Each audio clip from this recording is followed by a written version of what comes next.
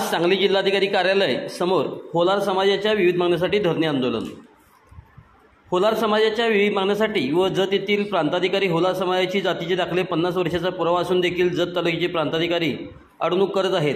होलार समाजातील युवकांना शिक्षणासाठी व उद्योग व्यवसायासाठी जातीचा दाखला महत्त्वाचा आहे, तरी जाणून बुजून होलार समाजाची जातीचे दाखले अडवणूक करत आहेत।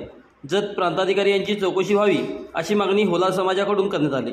यावेळी होलार समाजाचे ज्येष्ठ नेते अण्णासाहेब ऐवळे, युवा नेते दत्ताभाऊ गेजगे, युवा नेते बापूसाहेब करडे, अनिल गेजगे, कृष्णा मासा, संजय ऐवळे व इतर मान्यवर उपस्थित होते। आज सांगली जिल्हा कलेक्टर ऑफिस येथे होलार समाजाच्या वतीने एक दिवसाचे धरणे आंदोलन घेत आहे। काय जतमधील होलार समाजाच्या वतीनं 50 वर्षाची पुरावा पुरावा असून देखील काय जाणून बुजून प्रांत काय समाजाचा विकास न होण्यासाठी जाणून बुजून आमच्या समाजाचे प्रकरण तात्काळ प्रलंबित ठेवतात। काय यांची मूळ मागणी आमची अशी आहे की यांची चौकशी पहिला व्हावी।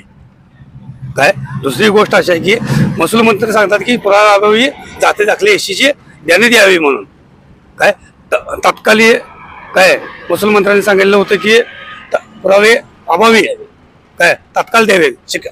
होलार समाजाच्या शैक्षणिक बाबीसाठी मुलामुलांसाठी आता तात्काळ दाखले लागत असताना देखील काय हे प्रांत मुद्दाम जाणून बुजून होलार समाजाची फसवणूक करत आहेत।